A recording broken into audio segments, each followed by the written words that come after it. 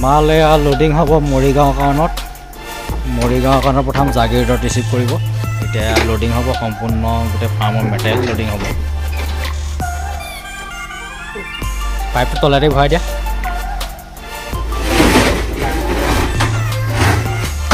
ওপৰৰ স্পেচটো দিয়ে নে তলৰটোত দিয়া? তলৰটোত ভৰোৱা নে ওপৰটোত?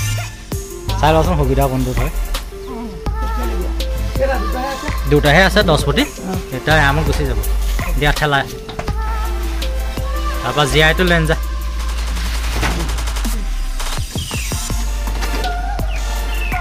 জীয়াইটো ভৰাই লোৱাৰ পিছত বাকীকেইটা পটাপট হ'ব। মুখৰ টেপটো এৰাব নিদিবি। সেইটো এৰাব নিদিবি।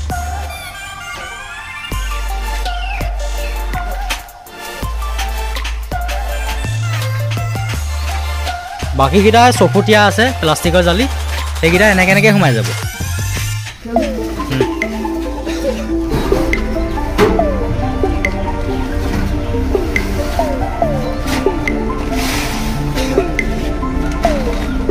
তাৰপৰা হেক্সাকেইটা আনা আগে যোৱা।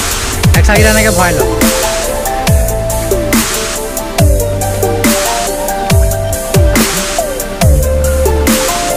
এটা ভিতৰলৈ সোমাই গুচি যাব।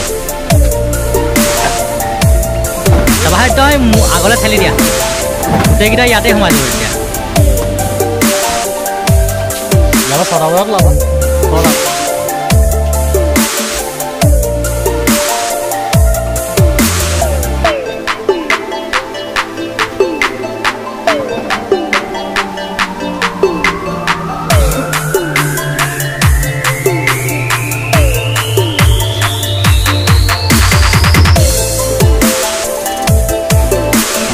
দাঙি দে, লাগিব নিদিবি। লাগিলে বছৰত ফাটি যাব।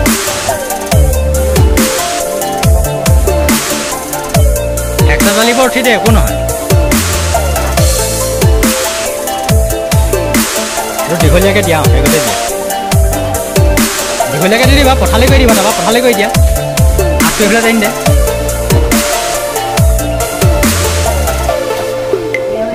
তই দে উঠাই দে। আগটো উঠাই দিলেও হ'ব। হ'লগৈ আৰু অকণমান ঠেলি দি হ'ব। নমস্কাৰ বন্ধুসকল, য়াংষ্টাৰ পল্ট্ৰি সকলোকে স্বাগতম। মই আছোঁ মৰিগাঁও ভগুৱা বুলি কয় এইটো জেগাত আছোঁ।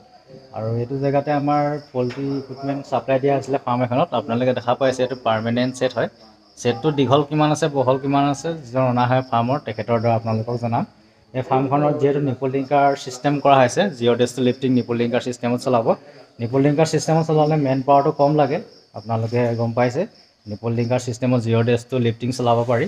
আৰু মেনুৱেল ডিংকাৰ হ'লে, অটো ডিংকাৰ হ'লে মানে কি হয়, অটো ডিংকাৰ অলপ ধোৱা পখলা কৰিব লাগে। পানী পেলাই এইবিলাক প্ৰব্লেম আহে। ভুচিটো বেয়া কৰি দিয়ে। ইয়াত ভুচিটো ভাল হৈ থাকে আৰু ফ্ৰেছ ৱাটাৰ পায়। মুৰ্গী বেমাৰ আজাৰো কম হয়। আৰু জিৰ' ডেজ টু লিফ্টিং চলাব পাৰি নিপল ডিংকাৰ ছিষ্টেম কৰিলে। আৰু ফাৰ্মখনৰ সকলোবোৰ ইকুইপমেণ্টে ছাপ্লাই দিয়া হৈছে। ছাইডৰ যোনটো হেক্সা জালি, জম্ব' ফিডাৰ, টাৰ্ব' ফিডাৰ, ছাইডৰ যোনটো ছাইড কাৰ্টেন, এইবিলাকো ছাপ্লাই দিয়া আছে। ছেটটো হ'ল পাৰ্মানেণ্ট ছেট। এছবেষ্টাৰ দি পেলাই বনাইছে। আপোনালোকে দেখা পাইছেই। দীঘল বহল কিমান আছে আৰু ফাৰ্মখনত যে অনা হয় তেখেতে আপোনালোকক জনাব। আৰু উইণ্টাৰ ছিজনত আপোনালোকে কেনেকৈ প্ৰিপেৰেশ্যন কৰিব, কেনেকৈ মেনেজমেণ্ট কৰিব বুডিং অৱস্থাত, সেইটোও আপোনালোকক কৈ দিছোঁ। এতিয়া উইণ্টাৰ ছিজনত যিহেতু এতিয়া আগনিশা অলপ মানে ঠাণ্ডাটো কম হৈছে, পিছনিশালে ঠাণ্ডাটো বেছি হয়।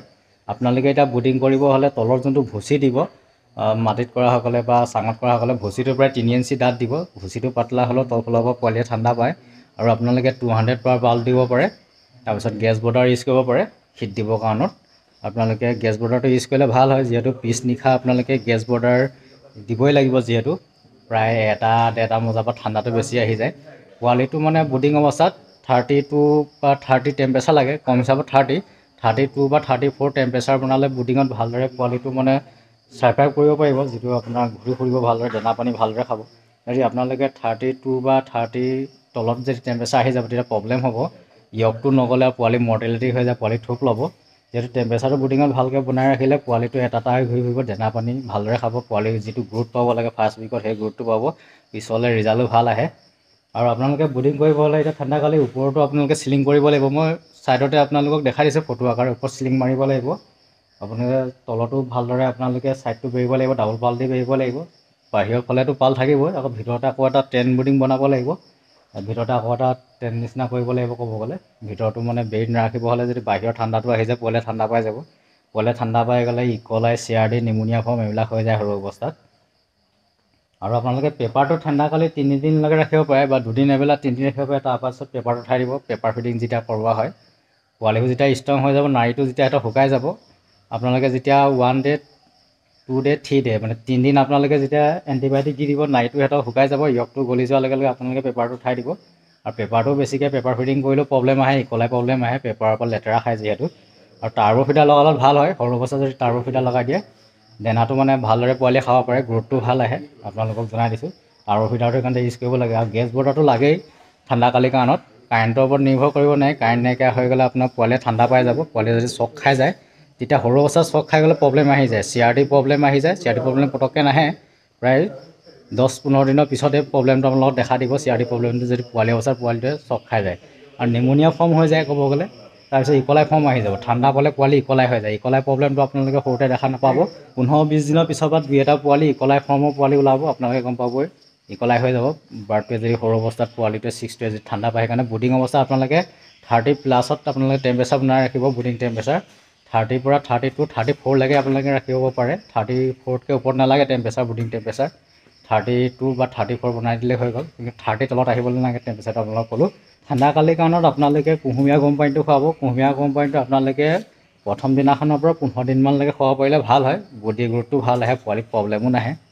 আপোনালোকে কম হিচাপত নোৱাৰিলেও 10 দিনমানলৈকে খুৱাব লাগে ঠাণ্ডাকালি মানে গৰম পানীটো ঠাণ্ডা কৰি লৈ পেলাই মানে কুহুমীয়া টাইপত মানে একেবাৰে গৰম পানী দিলেতো খাব নোৱাৰিব। কুহুমীয়া টাইপত আপোনালোকে দিব। আৰু এণ্টিবায়'টিকবোৰ যেতিয়া দিব এণ্টিবায়'টিক দিওঁতে আপোনালোকে প্ৰায় ধৰি লওক 3 ঘণ্টা 4 ঘণ্টামানৰ জোখৰ পানীত দিব। সেই পানীটো সদায় আপোনালোকে অলপ ঠাণ্ডা পানী ইউজ কৰিব। গৰম পানীত এণ্টিবায়'টিকটো দি দিলে এণ্টিবায়'টিকত যিবিলাক ভাইৰেল থাকে বেক্টেৰিয়া থাকে এইবিলাক মৰি যাব। মৰি গ'লে যিহেতু এণ্টিবায়'টিকে ভালদৰে কাম নকৰিব। সেইকাৰণে এণ্টিবায়'টিক চলোৱা টাইমটোতে আপোনালোকে ঠাণ্ডা পানী দিব। বাকী টাইমটো আপোনালোকে কুহুমীয়া গৰম পানী ইউজ কৰিব ঠাণ্ডাকালিৰ কাৰণত। 1 ডে'ৰ পৰা আপোনাৰ 15 ডে'জলৈকে তেতিয়া ভাল ৰিজাল্ট পাব। বডি ৱেট আহিব পোৱালিটো বেমাৰ আজাৰ কম হ'ব। আৰু পানীটো বেছিকৈ খাব কুহুমীয়া গৰম পানী পালে। সেইটো আপোনালোকক জনাই দিছোঁ। আৰু এই ফাৰ্মখনত যিটো অনা হয় তেখেতক আপোনালোকৰ আগত বাৰু চিনাকি কৰি দিম। তেখেতৰ পৰিচয় আপোনালোকৰ আগত দাঙি ধৰিব। এইটো পাৰ্মানেণ্ট ছেট যিহেতু বনাইছে এছবেষ্টাৰৰ আপোনালোকে দেখা পাইছে। তোমাৰ নামটো জনাবা। নমস্কাৰ, মোৰ নাম ৰিংকু গগৈ। ৰিংকু গগৈ হয়। ডিষ্ট্ৰিক্ট মৰিগাঁও হয়। ডিষ্ট্ৰিক্ট মৰিগাঁও আপোনালোকে গম পাইছে। ভিলেজ খগুৱা। আৰু ভিলেজটো ঘগুৱা হয় জেগাটো। আৰু আমাৰ নিপুল টিংকাৰ ছিষ্টেম আৰু বাকী যিবোৰ প্ৰডাক্ট দিছোঁ কোৱালিটি কেনেকুৱা পাইছে প্ৰডাক্ট কোৱালিটি ভালে পাইছে ন। নিপুল টিংকাৰ ছিষ্টেমত কেনেকৈ অপাৰেট কৰিব লাগে 0 days to লিফ্টিং 0 days পোৱালিক কিমান প্ৰেছাৰ দিব লাগিব তাৰপিছত প্ৰেছাৰটো কিমান দাদাই শিকাই দিছে। বুজি পাইছা নহয়? বুজি পাইছোঁ। কিবা প্ৰব্লেম হ'লে মোলৈ ফোন কৰিলে হৈ গ'ল। কিবা যদি তোমাৰ অসুবিধা হয় পিছত মোলৈ ফোন কৰিলে ফোনতে মই ছল্ভ কৰি দিম। আৰু ফাৰ্মখনৰ তোমাৰ এইটো দীঘলটো কিমান আছে? দীঘলটো 80 ফুট আছে। 80 ফিট ন? 80 ফিট। আৰু বহলটো 25 ফুট। বহলটো 25 আৰু দীঘলটো 80 ফিট আছে। আৰু ছাইডৰ হাইটটো 8 ফুট ৰাখিছা ন? 8 ফুট হাইট আছে। আৰু এইটো পাৰ্মানেণ্ট তলৰ পৰা লিণ্টাৰ দি পেলাই বনাইছে ন? তলৰ পৰা লিণ্টাৰ দি পেলাই তলৰ পৰা মানে পোজ ঢালি আনিছে একদম পাৰ্মানেণ্টকৈ বনাইছে ছেটটো। আৰু এইটো এছবেষ্টাৰ হয়। ফিউচাৰত মানে ফাৰ্মখন আৰু দীঘল কৰিবা ন? সেইটো আইডিয়া বনাই আছে। ফাৰ্মখনৰ পিছলৈ আৰু তেখেতলোকৰ মাটি আছে মানে ফিউচাৰত দীঘল কৰিব। এতিয়া 80 ফিট বনাইছে পাৰ্মানেণ্ট হিচাপে বনাইছে। আৰু টেংকি ছেটটো আপোনালোকক দেখাই দিছোঁ। টেংকি ছেটটো পাৰ্মানেণ্ট কৰিছে শ্বৰ্ট কৰি দিছে মানে এইফালে শ্বৰ্টৰ কৰি দিছে টেংকি। সেইটো পাৰ্মানেণ্ট মানে টোটেল ওপৰটো এছবেষ্টাৰ আপোনালোকে দেখা পাইছে। এছবেষ্টাৰটো 40 to 50 years গুচি যাব। এছবেষ্টাৰটো কোনো মানে প্ৰাকৃতিক দুৰ্যোগ যদি নাহে 40 to 50 years গুচি যায় লাষ্টিংটো এছবেষ্টাৰৰ। আৰু পালৰ কৰিব গ'লে আমাৰ যোনবিলাক আমাৰ লং লাষ্টিং যোনবিলাক ওপৰৰ টিৰপাল দিওঁ এইবিলাক ইউজ কৰিলত মানে 8 বছৰ 9 বছৰলৈকে যায় পালবিলাক ভাল কোৱালিটি পালবিলাক যোনবোৰ আমাৰ ফালৰ পৰা ছাপ্লাই দিওঁ। কিন্তু এছবেষ্টাৰটোত লাষ্টিংটো আৰু বেছি হয় কিন্তু খৰচাও পৰে যথেষ্ট এছবেষ্টাৰ কৰিব গ'লে। কিমান টকা ছেটটোত খৰচা আহিছিলে অনুমানিক এইটো মই সুধিম বাৰু তেখেতে জনাব কিমান টকা অনুমানিক কিমান খৰচা আহি গৈছে নে আন্দাজ 450 মান 4.5 লাখমান পৰি গৈছেগৈ ন? মানে 4.5 লাখমান টকাত তেখেতৰ পৰি গৈছে গোটেই ছেটটো মানে আগৰ ফ্ৰণ্টৰ যোনটো বনাইছে শ্বৰ্ট বনাইছে শ্বৰ্টে এটি ধৰি লৈ পেলাই গোটেই পাৰ্মানেণ্টকৈ বনাইছে মানে মিস্ত্ৰী খৰচ লৈ গোটেই বস্তুবিলাক লৈ মেলি 4.5 লাখমান টকা ছেটটোত খৰচা আহি গৈছে আপোনালোকক জনাই দিছোঁ।